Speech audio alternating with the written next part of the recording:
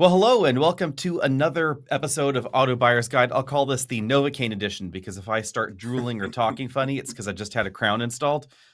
Maybe it's my coronation. We'll go for that. In Perhaps. today's episode, we're going to be talking Forester hybrid, Lexus LX hybrid, the Volkswagen ID Buzz, the Honda Nissan merger that appears to be the breakup before they even got married, and then we'll dive into some car buying tips at the end. If you're looking for a new or used car to buy, maybe a truck or SUV or all-electric ride, we're the guys to help you decide. Here on the Auto Buyer's Guide. So really quick on the news today, the biggest news seems to be that the Honda Nissan talks are in jeopardy. I'm kind of not surprised, right? Yeah, I mean, we spent a good amount of time talking about this on a previous episode because we were excited about the possibility. What does this look like? It doesn't happen like this very often. Those are Mm-hmm. two storied, proud, historically successful automotive brands that are not walking the same path. They do different things. They have different specialties. But a lot of speculation out there. It just seems like they want different things in the relationship. Yes, and that's why it appears that there's going to be a divorce before the marriage actually occurs. So I guess the sticking points from the sources that we have been able to speak with and the reporting that's been out there that we've been able to hunt around seems to be around Renault's role in this. So if you guys don't know, Renault owns not quite a quarter, but somewhere close to that of Nissan. It was the old Nissan Renault alliance, and it has had some stress and some falling apart over the last few years. But key thing is that Renault still owns a significant portion of Nissan. And if that continues, Renault would own a reasonable portion of Honda Nissan, whatever this Honda thing is. Honda And San. Honda San. And Honda not so happy about this. And Honda wants Renault out. They want Nissan to either buy back the shares from Renault or for Renault to sell them on the open market. Just they want Renault out of this thing. Interestingly, they don't want Renault in the thing, which I think might actually have been more interesting, but that's how that goes down. And then apparently there's some additional concerns inside Nissan because apparently Honda wants to structure this, I think logically so, as being the more fiscally stable brand at the moment. Honda wants this structured more as an acquisition where Honda would be the dominant partner and they would basically be buying Nissan. And Nissan wants more of a merger of equals. And I could see that there could be problems with this. A merger of equals is much more unwieldy. Here's the thing: I can fully understand where Nissan is coming from, and mostly that's because they don't want to lose anything, right? They want to give up as little as possible. They want to take as small of a loss. But the uncomfortable reality is that they are the ones who are in greater need of a partnership, and that's where it's not like Honda's the only one they've talked to. It's not like it was the only name floated. It was actually a bit of a surprise when it came out and said, "Oh, Honda might be looking to work with Nissan." But and not to say beggars can't be choosers, but you don't really hold the cards in that situation. So the only card you really have is to accept or walk away. And I don't blame them either way. But Mm-hmm. um, you kind of had to know that you were going to be on the minority share of this thing because you're the one in greater need.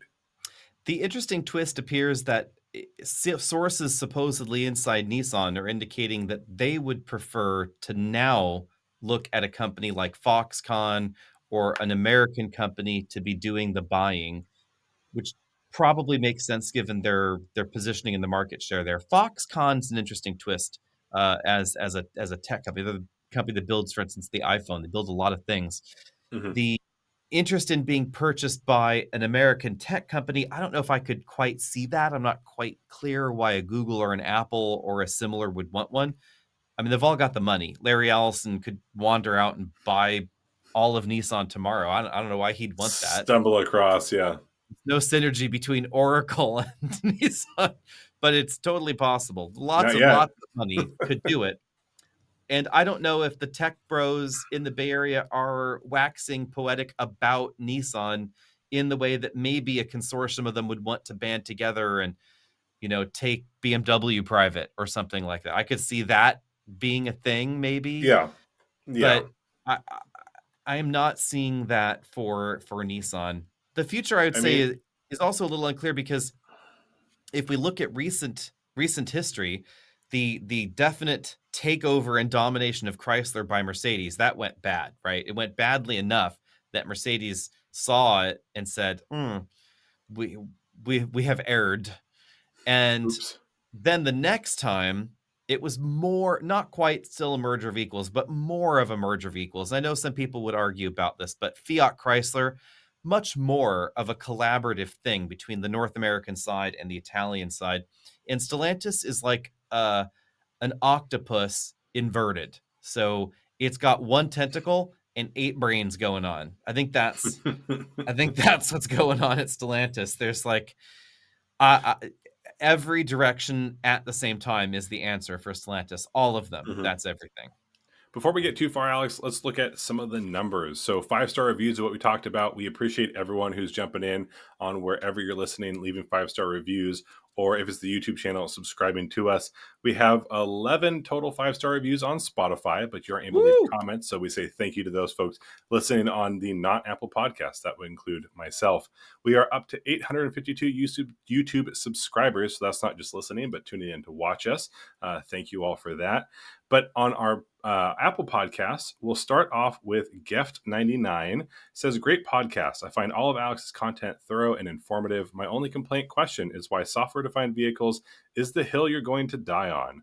While it isn't a great name, hardware-defined vehicles is a gross oversimplification as well. From all of my reading and what I know as a software engineer, it seems like you are in the minority on this topic. But you're not necessarily unfamiliar with being in the minority of an opinion, are you?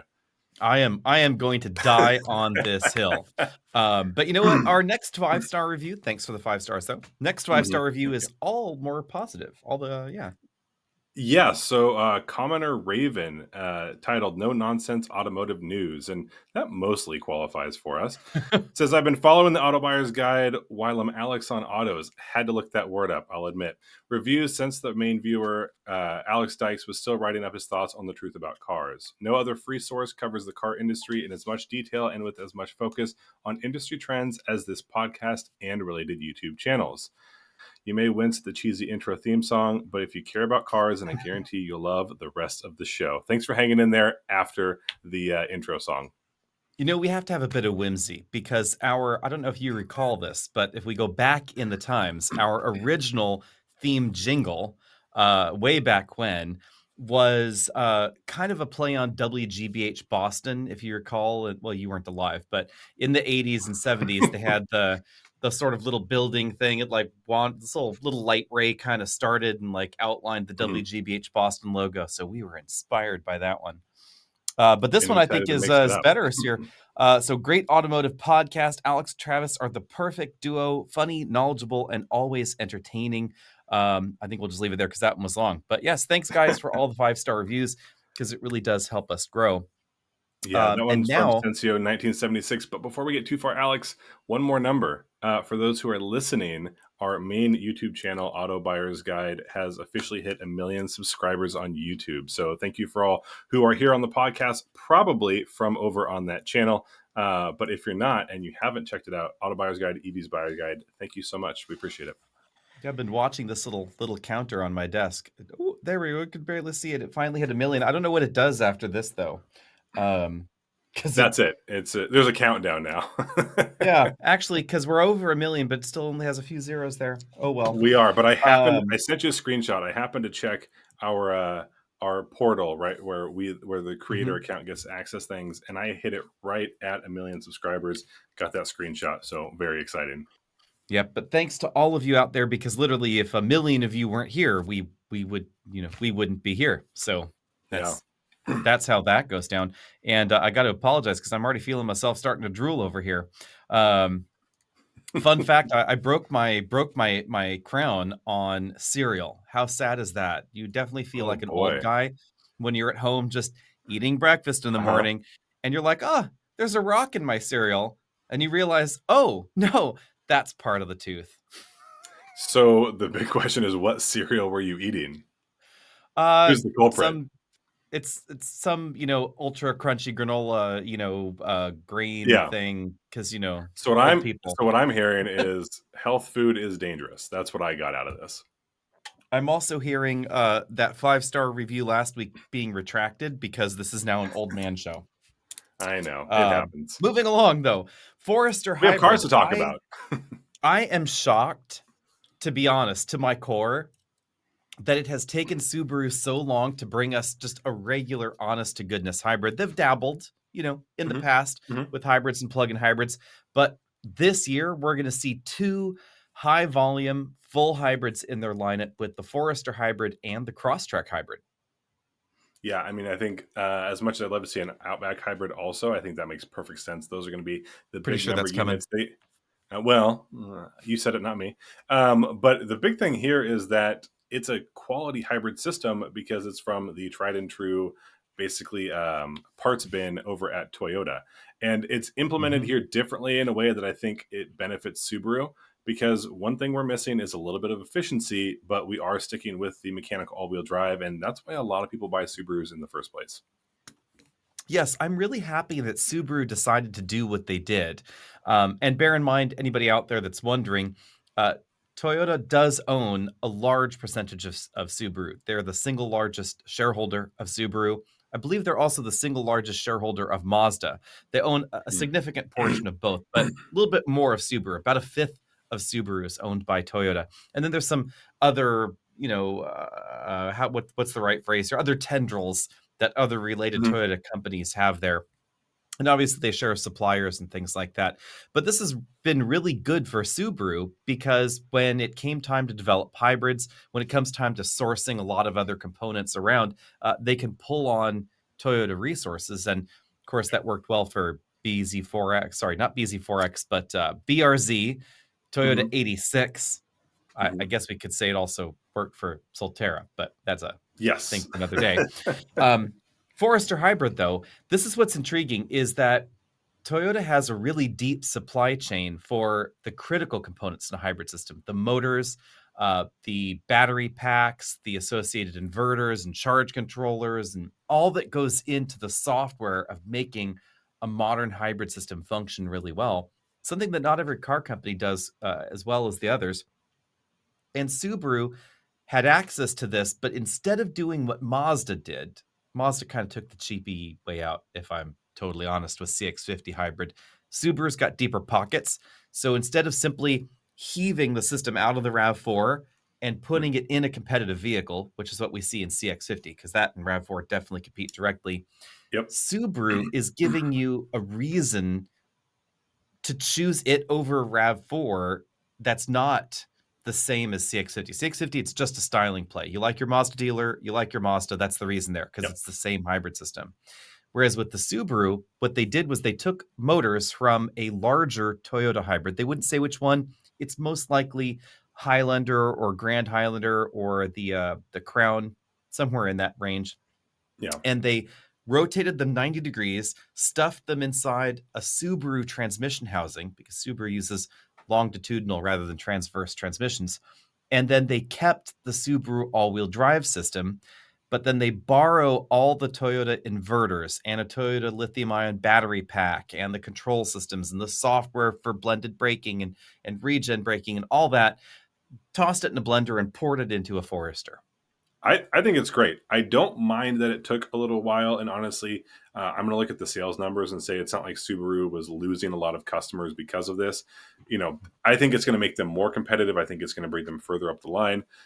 But I'm also glad that they're using their own engine. That's going to help. That's going to help them. That's going to be production numbers, lower costs. But also, when you go to the Subaru dealer, the person servicing it is still servicing a Subaru engine. They're not having to pull out that Toyota book and say, "Okay, just check and make sure that we have everything right here." So I think it's great. The only problem we got was packaging, and our video I think just went live either yesterday or this morning, and there just wasn't as prime use of that real estate there in the back, and that battery could have been relocated or slightly reshaped and given us just a little bit more practicality. They could in this Forester, they could have grabbed a next generation Toyota platform, just stuffed some Subaru parts in it and smushed everything together, but they didn't. So like this Forester is a 100% Subaru global platform vehicle related to all the other Subarus, doesn't share any design with the Toyota lineup. But then when it came time to engineering the hybrid system, they kind of went halvesies, I would say. So they did redesign the core hybrid system components around the Subaru all-wheel drive layout. And then they modified their regular boxer engine that we find in other vehicles, jammed that under the hood. When it came to the battery, though, and this is what folks can see in the video that went live, when it came to the battery, what they did was they borrowed the air-cooled lithium-ion battery out of other Toyota hybrids, and they put it in the cargo area. But because of the size and the shape of this particular pack, and the reality that it was most cost-effective to just borrow the thing wholesale, Yep. it doesn't fit as well in there as you might think, because it was never designed for this specific vehicle. In most Toyotas, the battery's under the rear seats. That causes some changes to rear seat geometry, a bit loss in headroom, a little bit of loss in legroom, etc. as well. And Subaru decided they wanted the legroom and headroom to be the same in the back, so they gave up cargo room as a result. And that battery is kind of thin, but it sits right on top of the spare tire well. Yeah, so it's not so much that it takes away a ton of the storage capacity, but what it does is limit the ability for things like a drop floor. So you could get one more level of storage space, usually a couple inches. It also means that we don't get space underneath that, either for that spare tire, which we enjoy in Subarus, right? They're one of the companies that still has a spare tire in a lot of their models. But also, if they weren't going to put a tire there, it's extra storage. That's where you put your road flares or your emergency blanket or your emergency snacks. So it's still there, and there is some room, but you'd have to work around it. And I get it. I don't think it's horribly problematic, but that's one of those trade-offs. The other thing I put in here is that compared to the RAV4, which is really going to be its head-to-head competitor, even though the system is slightly different as far as the official parts, that RAV4 is going to get more fuel efficiency. It's going to be designed for that. It's built in a little bit more. The other thing is, if you like that system and you want it to go faster or a little bit more efficiently, great news. It's the exact same one you're going to find in that Crosstrek. Mm-hmm. And I am curious to see how these two perform on the road. We should be driving at least the Forester soon. Interestingly, it's the one that was announced later, but it's going to be the one on sale first. So we'll see how performance stacks up. I would assume the Crosstrek is going to be at least a little bit faster. They're closely related products. They're built on the same Subaru platform, their new global platform. So the Crosstrek is a little on the chunky, heavy side, I would say, for its segment, depending on comparatively. exactly what you're comparing it to. On the other hand, it should still be lighter and should still deliver better performance figures because it's going to get basically the same amount of power. Yeah, I will say the one thing when we opened up the trunk space that I missed from the last Subaru effort to go hybrid was the Crosstrek plug-in hybrid.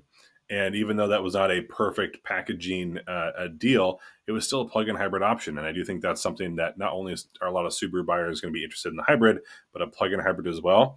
I looked at the storage space we had there in that tire well, and I thought that has enough room to put a bigger battery in, and we could see.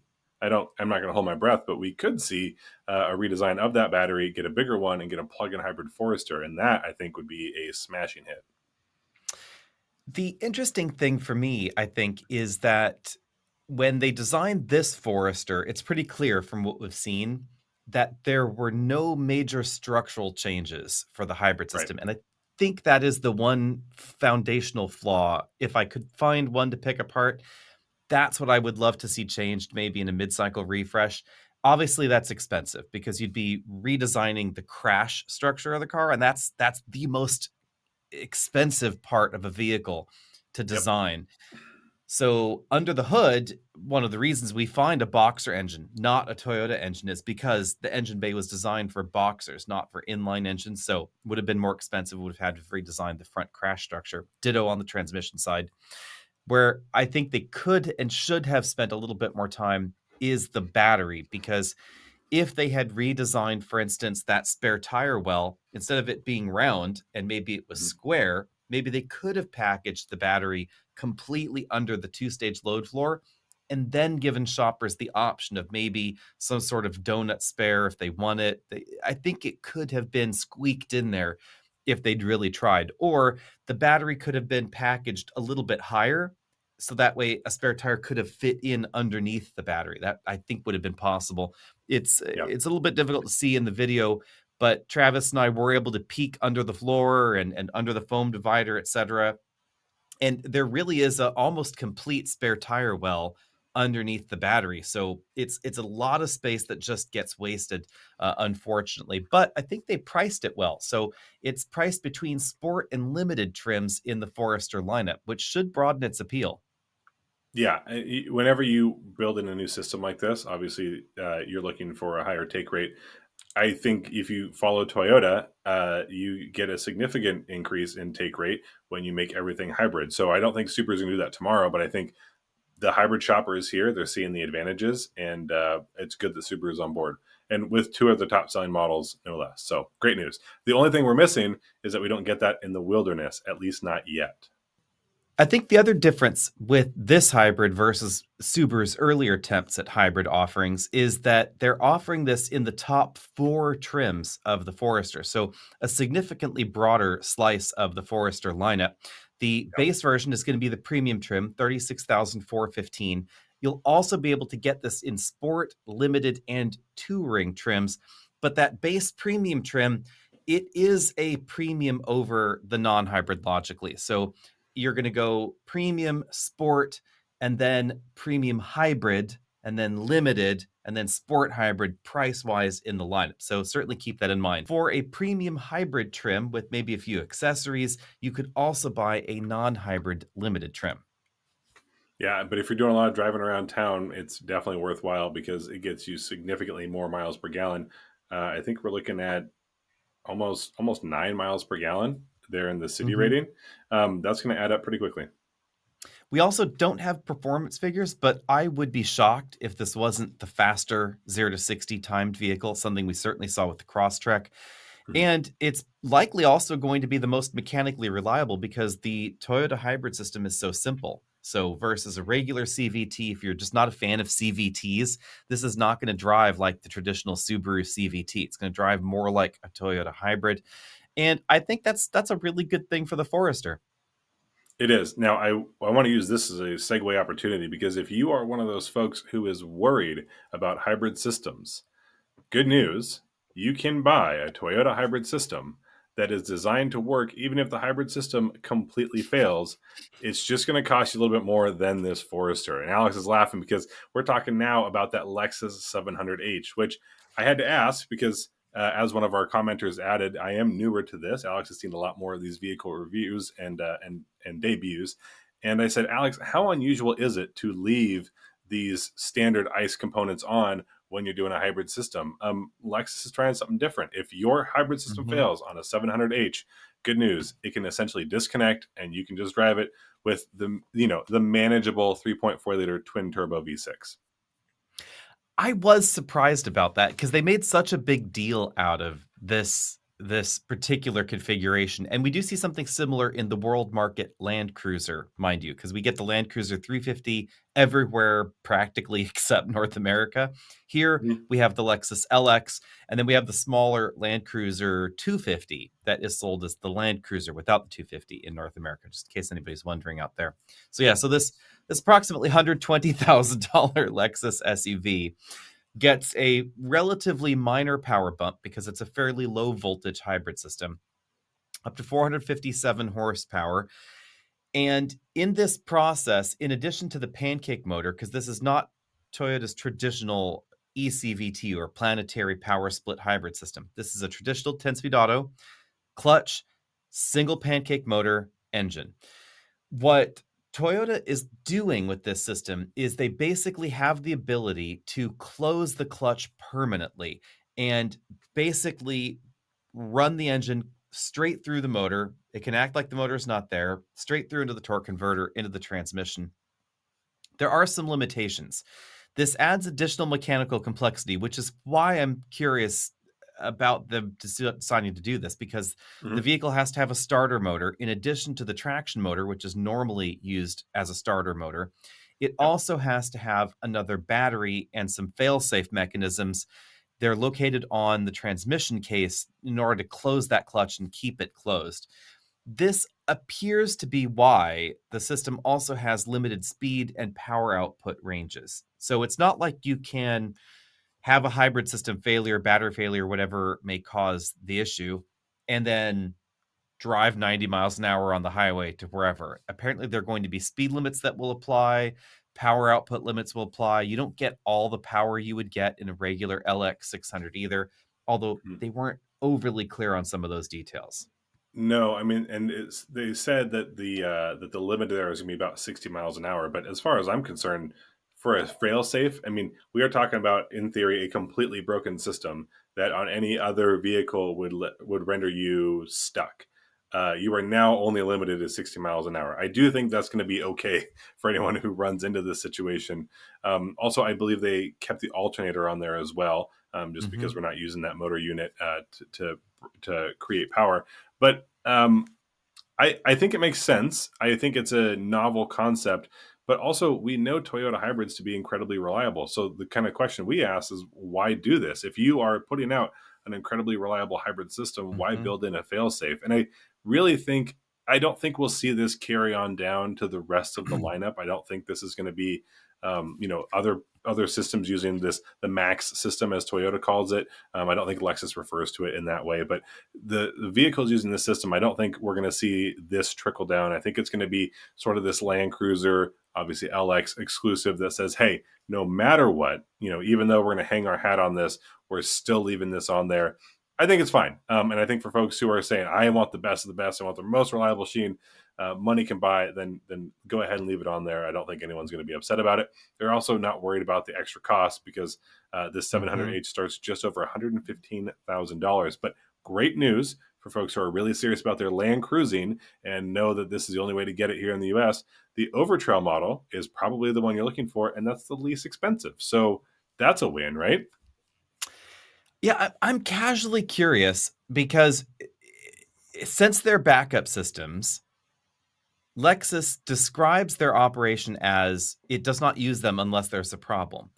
So this does pose the question, how do you know they're still working? When you get to the back of Beyond, if your alternator and your starter have never been used, Right. and this auxiliary battery has never been used, until your hybrid system fails, there is a non-zero chance, admittedly probably small, but it's not zero, that these systems have failed to function, have gotten gummed up, a wire's gotten chewed. How would you know?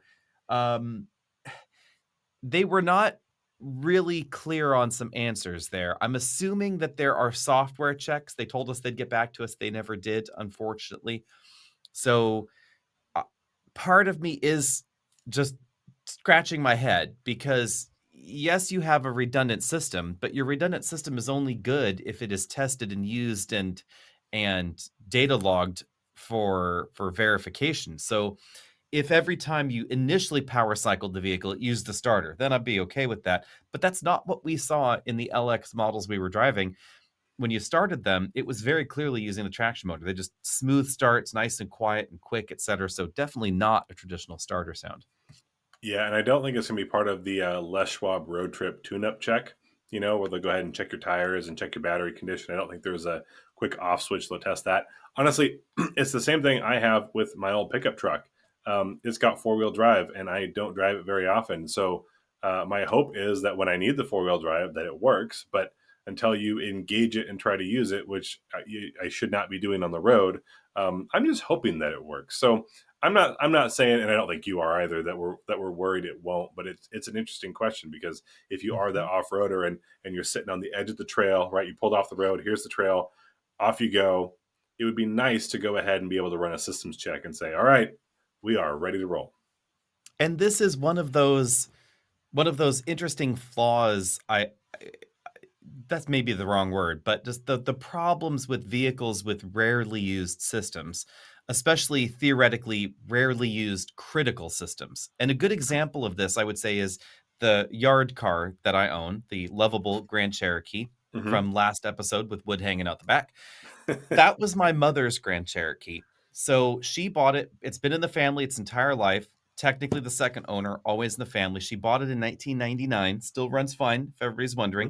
189,000 miles, original engine, original transmission, etc.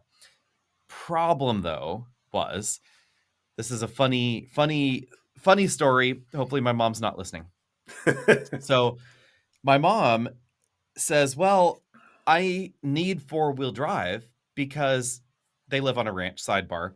And she claimed that she would occasionally go and check on the cattle in the Jeep. So she's coming home from the grocery store. She wanted to be able to just tootle out there into the pasture and check on a cow. Maybe it's in distress, maybe it's not. Well, Yeah. flaws immediately here. A, she probably never really did that.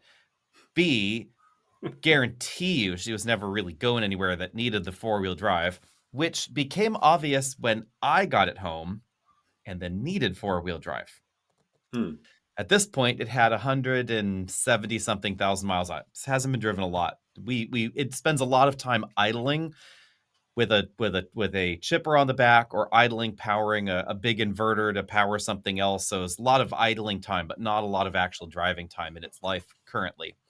However, I discovered upon the first need of using the four-wheel drive system that the dealer had charged her, and this is a dealer problem, not a Jeep problem, by the way. Dealer had charged her, because she had the maintenance receipts for this, charged her for fluid replacements in the differentials, and clearly never did it. And then the second one, and she's like, well, we should call the dealer and do something about that. I'm like, well, it's not in Texas anymore. It's 2,000 miles away. What I'm going to do, drive it back to Texas, take it back to them and go, well, you need to fix this differential. Hey, listen up, mister. It's not worth it. It's not worth it. Yeah. Anyway, then I discovered, if that wasn't bad enough, that the chain had stretched in the transfer case. So if nobody out there has pulled their transfer case apart, what's going on inside is that there are two big sprockets and there's a chain, and that's how you send power to the other axle. So power is always going through to the rear differential in most traditional four-wheel drive systems, and then you can engage a selector fork that engages a dog tooth clutch sort of thing to then engage the chain, which is going to send power out the front to the front axle. Well, in this Grand Cherokee, it's a full-time four-wheel drive system. So it had a variable engagement clutch. So it was always permanently connected, theoretically, and it had this variable engagement clutch. So a spinning output rate differential between front and rear would cause this unit to start locking. The Verilok clutch actually is a stroke of genius for progressively engaging and progressively disengaging limited slip / locking diffs, depending on how you want to talk about it. So much more torque output and locking capability than a viscous coupling, like you'd find in some classic four-wheel drive systems, but no intelligence like a modern locker. So you can't lock and unlock it on command. Right. The reason they did it this way is because if you're in rain or on ice, as we've discussed before on this channel, you do not want a complete lock. You will end up losing control. Your actual traction ability is going to go down. Not great. So that's why they cooked up this thing. Problem is, it has to have its fluid changed regularly. So fluid went bad because it was cooking the fluid there. That caused the system to just, I think, be engaged more than it should have, which wore out the teeth and the chain and everything. So it had a slipping chain, even in 4 low. So the Verilok clutch, by the way, shot. So open center effectively. If you put it in 4 low, which should have locked that and excluded the Verilok unit, then you just get chain slipping. I mean, it sounded horrible. No power really going to the front. So I took everything apart, thinking I'm going to rebuild this thing myself. That sounds about right. As one does in my basement. Right. Yep. And I had read about Verilok units. I had never seen one in the flesh until I popped this transfer case open, took it off the Jeep, took it to the basement, popped it open, rooted around inside, and went, "Oh, this is not like a transfer case that I had seen before." This is weird. I don't like it. This is odd. then I looked up how much a Verilog unit would cost, and so I just went, nope, we're just not gonna do that. So bought some new sprockets and a new chain, put those on, new fluid, closed it back up, and it is a 2-wheel drive thing in 4 high. So it's no fouring in the high. And in 4 low, it's locked, so it's fine. But this is how I then ended up pulling apart the front and rear differentials. Again, same thing. I mean, it was like, have you ever done split pea soup and then the next day you take it back out of the fridge and it has congealed even when reheated to the point where you have to add lots of water to it, but it's got chunks in it? I That's mean, what not was in the exactly, but I differential. know what you're talking about. Yeah. Yeah. That was what was in the differential. So not great. So again, I was like, God, replacing those Verilog units, there are 3 of them. Replacing that one, no thanks. Same thing, cleaned it out as best I could, fluid swapped, drove it, fluid swapped again. Like, never mind. We'll just live with that. This is what it is. This is its what life it now. is. But this is one of those things where clearly she didn't need 4-wheel drive. She didn't even need a locking differential because she didn't know she didn't have them, and it was all just fine. Yep. That's my long story. You know what else has a 4-wheel drive, all-wheel drive system that does not need that sort of maintenance work? It's what's sitting in your driveway right now. The Oh, Volkswagen the ID Buzz. Yes, I have to admit I kind of love me some Buzz, and this may be because, well, it may be because I'm wearing a minivan t-shirt. So another shameless merch plug. You can get this in 3 different styles, including a track-ready varietal if you go to the merch store. And admittedly, I should have that shirt because that's the van that drove me to and from everything as I was a kid. So Yeah. I'll get on that. AOAmerch.com, because we have not updated the merch store URL, by the way, AOAmerch.com. You can get one that says, keep your kids on track. And there's a minivan with flames on a track with Because sliding door minivans open. can do everything. They Absolutely can. everything. They can. It just And if depends you on are how committed you are. if you are looking for America's sports minivan, it is a Volkswagen. Believe it or not. So tell me I- your first impressions. I'll admit, I was really excited about this conceptually. I got my first look at it at Chicago Auto Show, it might have been. And I went, this thing is cool. First of all, cool beyond reason to look at because it's so different. It's different than what we see on the road today. I love something being a little bit unique. I think they did a great job of matching the styling and obviously not being able to match the construction because of safety regulations, but it doesn't feel like it's a huge departure. And that's amazing. Fantastic. The storage space in the back is a little bit weird because they have this tiered setup to make sure it fits with the folding seats. That makes sense to me, but maybe not my favorite. And it might not be the most versatile or on paper the best, but you told me earlier this week that you were quite enjoying your time with it. Yeah, I was quite surprised. We should start with the unconventional design. So for those that have forgotten or weren't born yet, like you, I wasn't born yet for the first one either, for everybody out there that is now joking. So hey down, settle down, kids. The first, well, all the Volkswagen buses except for the unholy Rutan thing that was the Chrysler. Except for that, every bus has had a very vertical front end, right? That's just not possible with modern crash regulations. There were some horrific accidents, honestly, in microbuses and vanagons, etc. I'm shocked that they were allowed to be sold as long as they were because the driver's feet were practically right there. They're the first line that's going to get whacked off when you get into an accident. So literally anything was safer than those original Volkswagen vans. But because that look was so iconic, they tried their best to smush it into a new thing.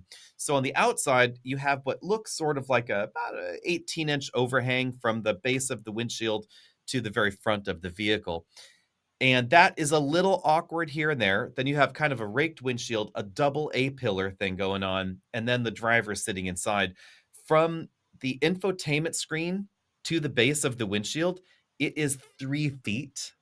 And then you get the outside in front of that. So dimensionally, that front end is very in keeping with the Volkswagen Atlas. It's just that they wrap it in glass to make it look like that front end goes over. I think I'm okay with that. There are some funky things. the sensor for the autonomous braking, instead of being at the top of the windshield, is actually at the base of the windshield, so it gets wiped by the wipers. That's not too bad. The other thing we should talk about, though, is dimension, because this is smaller than I think a lot of people think and bigger than some other people think. So it's 7 Yeah. inches taller than every other minivan in America. And quirk, whether we're talking Carnival, Sienna, Odyssey, or Pacifica, they're very, very close in dimension. I mean, we're talking Right. fractions off in every critical internal dimension. External, the bumpers move around maybe 1 or 2 inches tops, but they're almost exactly the same size bread van sort of thing. Buzz is not. Buzz is as wide at the side, but super square. So the room beside your head, inside in all 3 rows, very different. Feels very roomy as a result. That ceiling being 7 inches taller means you get significantly more headroom, even though there's a battery underneath you. So Right. in the second row, it's about 4.5 inches more headroom than you find in any of the competition. Which is Really already upright pretty and good. boxy. Yeah, Yeah. really upright and boxy in the third row. The Odyssey has a really compromised third row because the hatch in the rear of the Odyssey has a pretty dramatic curve to it rather than being very square. So if you're sitting in the outboard seats in the Odyssey, I can't, because you kind of have to crane your head to one side because the ceiling rounds. Yeah. So the way that headroom is measured, it appears that there's more room than there is, but you just really can't use it. Buzz, it's just so square. And that squareness causes this weird thing with the legroom on the inside where you have effectively significantly more than every other minivan. And I was shocked by this, that I was looking at the numbers like we normally do on paper, went out to do our child seat test, and then I had to call everybody from the office. And I'm like, hey guys, you got to come see this thing because we've like entered the portal to a different dimension. Yeah. With Rob in the front seat, this is a situation we will find ourselves in soon too, which is why it's critical and top of my mind. With Rob in the front seat, me in the other front seat, you can not only fit rear-facing child seats, big, full-size, extended rear-facing child seats behind us, you can put them in the second row with enough room for me to walk in front of that child seat, between the driver's seat and the child seat, and then Yeah. go down the aisle to the third row where you could have 2 more rear-facing child seats in the third row at the same time. That's what's really weird and bonkers about the Buzz. There's just so much room inside. That's a lot of kid room. Mm-hmm. Yeah. And that's where those dimensions do get funky, because you bring up the cargo room, and this is what I'll say about the cargo room. Also peculiar, because thing to keep in mind, second row seats do not come out of the Buzz. They stay in. This is similar to Sienna. So Sienna's seats don't come out. They're permanently there. They move forward, backward, but they don't come out. The third row does not fold into the floor like every other minivan. Instead, they come out like you see in most minivans, but not the Pacifica. So in the Pacifica, they fold into the floor. All rows fold into the floor except for the plug-in hybrid. Whereas in this one, third row comes out. But third row also slides forward and backward, which no other minivan does, which is where Yeah. things also get weird. So you So could all play around with three, the cargo space if you needed to.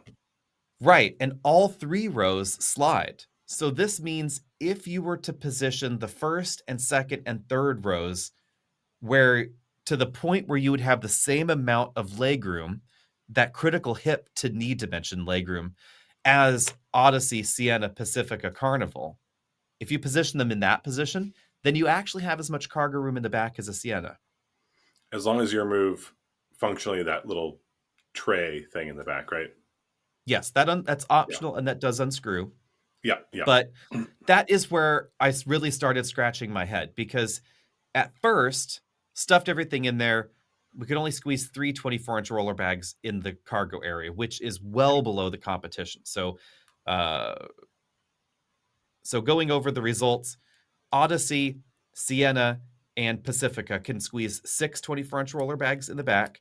Carnival is the segment leader at 8 24-inch roller bags. Buzz is 3 behind the third row. But if you remove that legroom advantage and you just match the other minivans in the segment, Yeah. then oddly enough, the cargo room is effectively the same. thanks to the height and the squareness and just the whole jazz going on there. The only things to keep in mind there would be no spare tire, which we do find available in most of the minivan competition. It's not available at all in the Buzz, although you could probably stick one there if you're willing to get rid of some of the cargo room. Sure. And also, the entire van is shorter. So it's 10 inches shorter, nose to tail, than a lot of the competitive minivans out there. On the inside, that's not too much of a problem because second row slid all the way forward, second row to the end, very similar to Sienna. Again, second row doesn't come out there, but no 4x8 plywood moving in this, which you can do in the other minivans.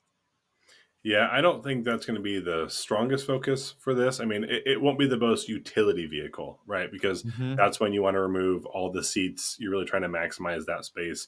I think it's fine that it's not fitting that niche at the moment. But what vans are people movers, and you're going to be able to move serious people in here, different, of varying heights.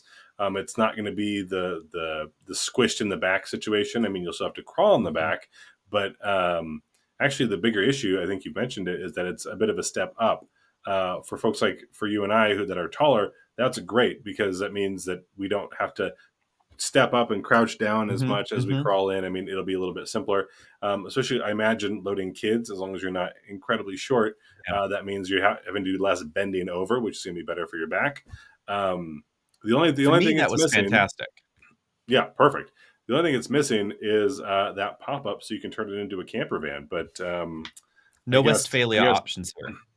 Yeah. So the height is an interesting twist because the battery pack and relatively similar ground clearance to the other minivans results in the entire floorboard level being higher.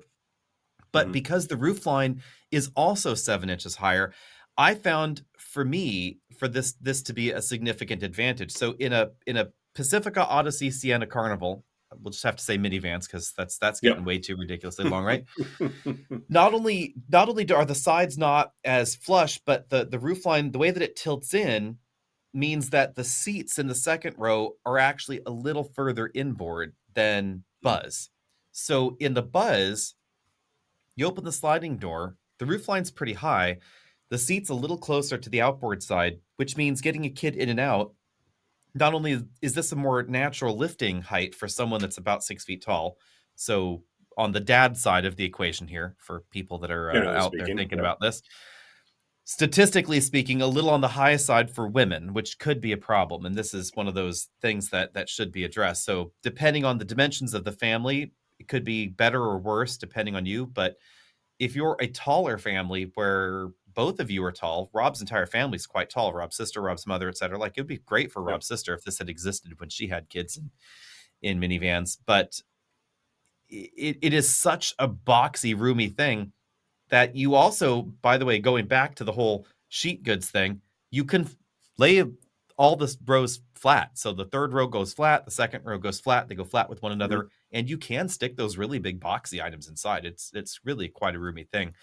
The downside to this guy is the range. Yeah, I said you could move a lot of people, but I didn't say that you can move them quickly, long distances, because this is where the drawback is, and this is why I think people are gonna be receptive to it and excited about it. The van can be the cross country road trip machine, but a lot of it is school runs, so it's not going to be critical for everyone. But functionally, it's missing. It's got a relatively small battery for the size. It's also not terribly efficient for what it is. And then when you are charging, it just doesn't happen terribly quickly. It's not the worst. I mean, there are cars with much slower charging on sale right now, but I imagine if you've got the family, you're not trying to do too many stops for too long, and that feels like where it's a bit of a miss. I will say that the charge rate was better than I had expected because it maintains a very high average charge rate over time. It definitely hit the Volkswagen stated charge times, 10% to 80% in under 30 minutes or so. And it was one of the fastest charging EVs that we have ever tested in the 80% to 100% window. So it maintains a really high charge rate all the way to 100%. That I think is good because you will probably want to go to 90 or 100%. 10% to 100% took only 45 minutes. interestingly. That's actually a very similar charge time to an Ioniq 5's 10% to 100%, except that Ioniq 5 will obviously get you further. I Yeah. have to admit, Yeah. I am probably never going to road trip a minivan with kids. That's just if it's more than 300 miles, I am going to fly there. Yeah. We've Airplane. had lots of family and friends say, "But what about Disneyland?" Kids hop on a plane. Airplane. Let's go. Actually, I'm kidding there. That's about as far as I would go. And in Okay. a buzz, that would be two DC fast charge stops. I think that's acceptable. You could start And, at home. yeah. 2 hours later, you stop. 2 hours later, you stop again. Each of those stops is going to be relatively short. You're not going to need to go all the way back to full. Pull into your hotel that has charging, plug it in, good to go. You repeat the process on your way back from Disneyland. But I am never I will die on this hill. I will never do Another hill. I'm keeping notes. I will never do a family road trip to New York. Never, Mm. ever going to happen. Not with little kids or like kids at all, or just flat. Not ever, ever. Got it. No, no road trip to the Eastern Seaboard ever, Okay. ever, ever. I am struggling to think. I have had the last time I owned a car that left the state of California. I should put an asterisk here when I drove it because you drove the Yeah. C40, I've done it although that's the twice. company car. Yeah. But last time I personally owned one of my own cars that I chose and bought and was a family vehicle for us. The last time one actually left California was 25 years ago. That is a long time. And Because in there's a lot my of California to drive through in order to get out. That's true. In my lifetime of driving ability, let's say 14 or so odd years, something like that. I think I have driven for personal reasons out of the state. Washington's much smaller, but I think I've driven personally out of the state 2, maybe 3 times. A couple of those were to California, but those are very much one-offs, and I certainly would not want to do it with children. So yeah, I'm with you there. And actually, at this point, I've done more business driving from Washington to California than I have personal driving. So Mm-hmm. yeah, Mm-hmm. Yeah, it's an interesting construct there. The theory that you road trip regularly when people generally don't. And this is not to dismiss the people that do. If you do road trip regularly, then hey, this is yeah, not for you. Do yeah. not buzz. No, buzz driving is bad, right? Oh, I didn't think of that. Well, so the only thing I'll add there, right, is that there's folks who say, "Oh, I want to be able to do this." We get a lot of that in the automotive industry, and there's a lot of, and obviously, you and I have people that talk to us about buying a car, and they say, "I want to be able to do this, this, this, and this," and you and I both know they're probably never going to. Like your mother with that 4-wheel drive, just Mm-hmm. didn't need to be a Mm-hmm. thing, but it's there. So I think very few people will go, "Oh, but I can't drive this to grandma's house 5 hours away." It's like, no. But do you normally drive to grandma's house 5 hours away, or do you tend to fly? And if you do, you're not in a rush. So stopping is not going to be the end of the world. Plus, I have now done this, probably a worst case scenario, or a functionally worst case scenario in that Volvo, which is a low range, not very efficient, slow charging vehicle. It's okay to stop and time it up with your lunch break, right? I mean, there are Mm-hmm. ways to mitigate that. So, as much as I Grandma's like to house. see a little bit, go Grandma's ahead. house is a point of concern. Here, Okay. my brother, my sister-in-law's family lives in Southern California. They will occasionally road trip. Generally speaking, however, they fly. And they do have a gasoline car and an EV. They could choose either. They Mhm. generally choose to fly. My in-laws are just out of the normal cycle range, I would say, for the buzz. And that is the one genuine point of concern. And this is where my steel and my backbone will be tested to their core because if we were to take the kids to see grandma, we would have to charge at grandma's house. She didn't have an EV, although there's a push being made that maybe she should get one, so that we shouldn't have to fill it up. There you go. But they do not have a charging station, and that would mean in this round trip cycle to get the kids to grandma's and back, we would have to stop to DC fast charge. And And I'm that lazy. seems critical. Yeah, we do enough of that for the job, you know. But I generally do not. For the EVs that we own and test on a regular basis, the vast majority of their time is not from DC charging. They get DC, charged at right. home from the benevolence of the sun because we're off Mhm. grid in the summer, or they get charged at the office, and that's it. They don't need to be hogging up the DC fast charge station. But in No. that road trip instance, which according to AAA qualifies as a road trip, Okay. funny enough, Okay. they would need, we would need to charge it. That's a toughie. Is it worth paying or chipping in? I mean, this is actually a conversation I had with a friend who I visit fairly regularly, and I could make on one trip up, but I'd have to stop on the way back. And it's like, hey, is it worth my time to maybe pitch in for you to get a charging station so that I don't have to stop and charge on the way back? Dollar for dollar, it's not going to. There's going to be a point where I need to charge there enough times for it to make sense for me to have saved a couple bucks. But convenience is worth something. Yeah, I mean, long cord, plug it into the dryer socket, that would be fine. But Yeah. but these are valid considerations, and these are things that people don't always think about when they buy new cars. Which sort And of that's why they takes us listen to on. here is to hear us talk about some crazy business about I can't go there. They don't have EV charging. Of course, we Right. know how it works, but But this brings gotta us keep things along interesting. to some of these questions that and comments that we do get regularly with new car buyers, especially a lot of family shoppers. This is the thing that I find intriguing. I get a lot of emails from people saying that they are looking for a new car because they recently bought a new car and then they had a child and that car does not work. And when you really root into this, often the car buying decision that didn't work out for them was a decision that was actually spurred on by having the child in the first place. So Mm. we're having a child, we need a new car, so we bought a new car, then we had the child, and then discovered this car did not work for this situation. Yeah. I go back to recommendations that I've made previously. If you're going to buy a new car, make sure you jam everything that you regularly are going to be carrying in the car before you buy it.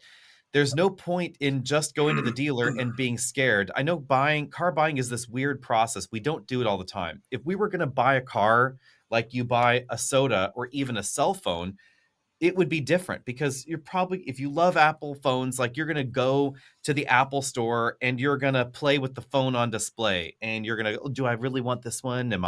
Should I get the one with 2 cameras or 3 cameras, and how much storage Yep. space do I need? And you'd be researching these things. But then you go to a car dealership and a lot of people just get deer in the headlights and they are too embarrassed to push on anything or ask things.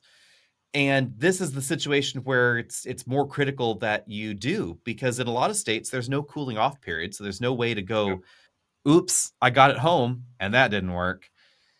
If you are really worried about this, take everything with you. If you're having a kid, buy the child seat already. This is something I would say a lot of people don't do, and I might do this. I might be one of these people if I wasn't in the business I'm in, where we have child seats around and we stick them in everything that we Yep. test here. But if you're having a kid, buy the child seat, then go car shopping and jam that child seat in the car, because you won't know well, unless you're watching our videos, you won't know how well that child seat will fit behind you in the vehicle. What's your preferred seating position? If Yep. you love sitting really reclined, Yep.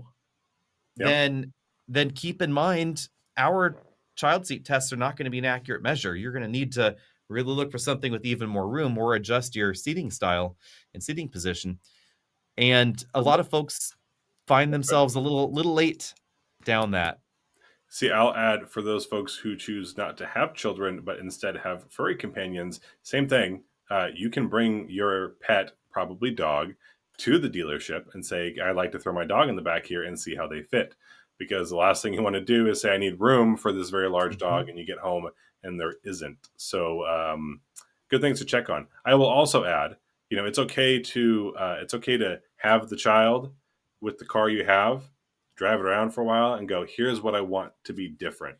And that, I understand people trying to get ahead of things, but that's one of those, you don't know what you want or need until you're in that moment. So you would be able to say, here are the things that aren't working for me. I want a USB port here and a cup holder here for whatever reason.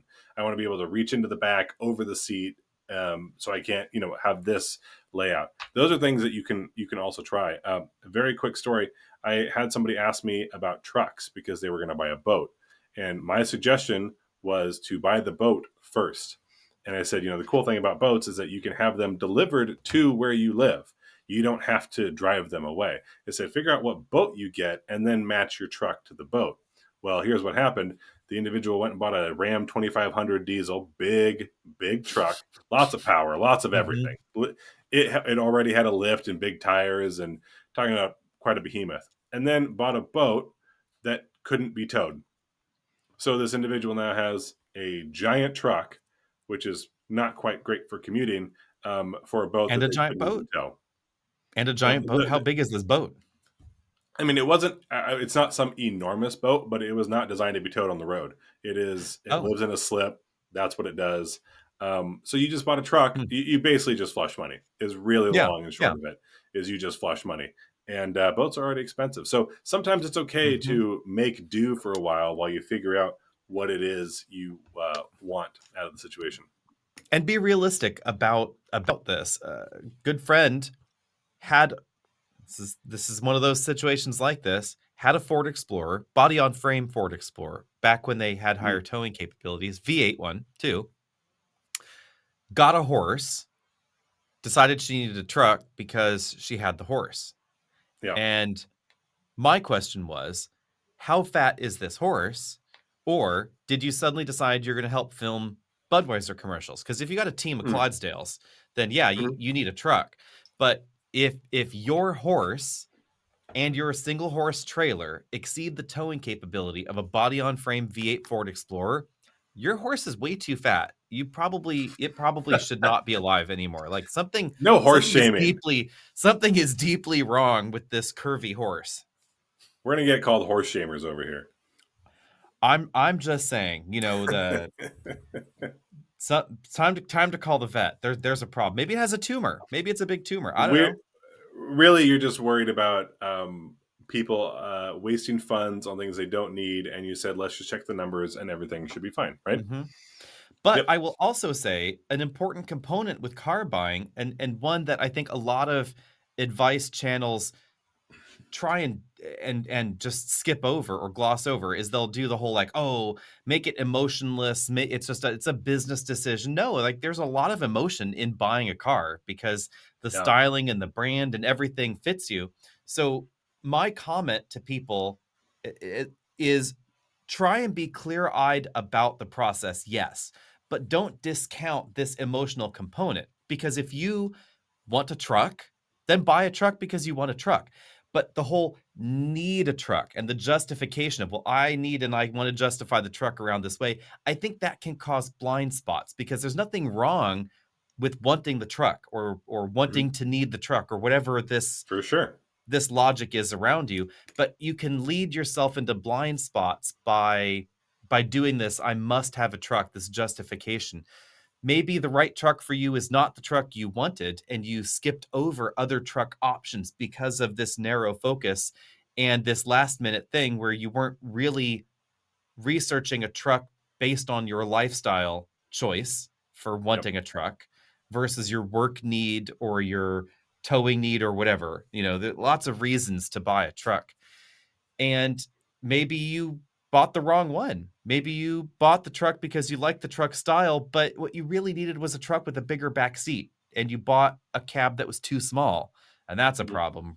Maybe you thought you wanted the towing truck, so you bought all the towing packages, and you shouldn't have spent that much money, and now your fuel economy is lower than it needed to be, when you could have rationally just bought the same truck without the max towing package, saved fuel, still towed the trailer you wanted, etc.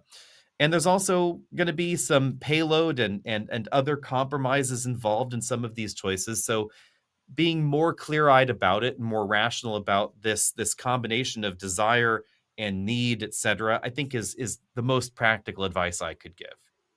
For sure. I've had two trucks in my life. One was a Honda Ridgeline, which many will argue is not a truck. And I will firmly argue the opposite. And I loved that truck, but I owned it at a time I didn't really need a vehicle. And it was, I want to be able to do any number of things. And I also rented it out in the meantime. So that's a very different story for another time, but that lived life on Turo and get around, both very adventurous at different times. So I had a truck, but I didn't need a truck and I wasn't using it, but I was making some money back off of it. So it was paying for itself while I wasn't using it. Great system when it works. Now I own a truck. It is a inherited vehicle. It is my grandfather's old Chevy pickup. I sold my Ridgeline because I said I don't need two trucks. That'd be silly. And I have to come up with reasons to drive this thing because very rarely do I ever need to. But it's a family heirloom in a way. So as much as I do like having a truck and when you need it, it's amazing. I would encourage, if you like trucks, amazing. But again, know where you're coming from. If you say I need a truck, I would argue that unless you're towing, not even just regularly, but if you have something that you tow a couple times a year, renting a truck is always an option. And the best utility vehicle or the best utility tool is somebody else's.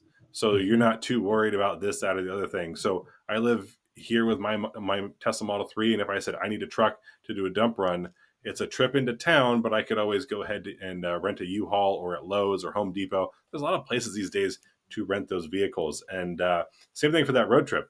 If you said, hey, we're going out to grandma's house, I do not want to stop and charge, you could always just go rent a Sienna from your local rent-a-car.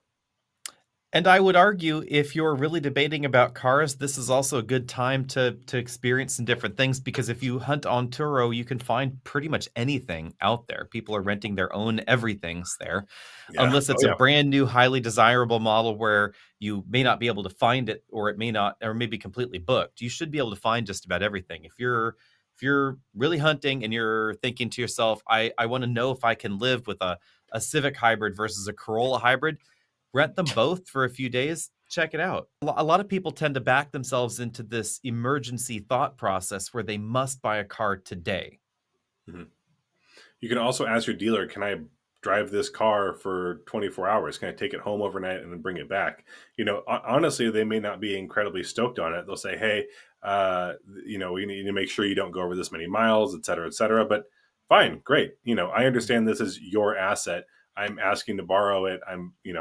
I've signed here that my insurance will cover it. I won't exceed these miles, that sort of thing. But before you put money down, make sure you're getting what you want and take that trip to work, because the first time you drive that car home, you might go, oh, I don't like the way this seat feels, and I'm sitting here in traffic and I'm uncomfortable. And that is not how you want to do that. Or you go, oh, there's something weird about the harmonics here in the sound system on my favorite band.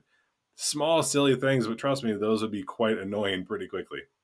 And if your dealer won't do that, it's also possible to say, well, okay, guy, buzz off. I'm just going to sit in the driver's seat for an hour and listen to my tunes, and then we'll see how this goes. You're the one spending, or go to another dealer. Right. You're the one spending $30,000 to $150,000 or more on this new thing. So you should definitely be mindful of that and be upfront and say, I have these expectations or these requirements. I need to make sure that these things fit me. And if you want to sell this car, then I need to know this. We are here on the Auto Buyer's Guide podcast to empower you, the auto buyer. And with that, we will see all of you next week. Be sure and send us your questions. You can email your voice memos or your written questions to hey@autobuyersguide.com. Be sure and 5-star review us, of course, on your favorite podcasting platform. And you can always leave us a voice memo, old school style, on our voicemail at 669-842-1947. Find us over at the Facebooks, the Twitters, the Blue Skies, the Instagrams, the X's, the Threads. What other things out there? Anywhere you can imagine. And if we missed it on this episode, we always have more. The meta universes, there are others. Tumblr. We're not on Etsy. We should have an Etsy store. Maybe you could craft. We could have an Etsy We can sit store. here crafting while we're doing our podcast. We could have an Etsy store, and you could get the latest in woodworking from people that don't woodwork. See all of you next week. Thanks for listening, everyone.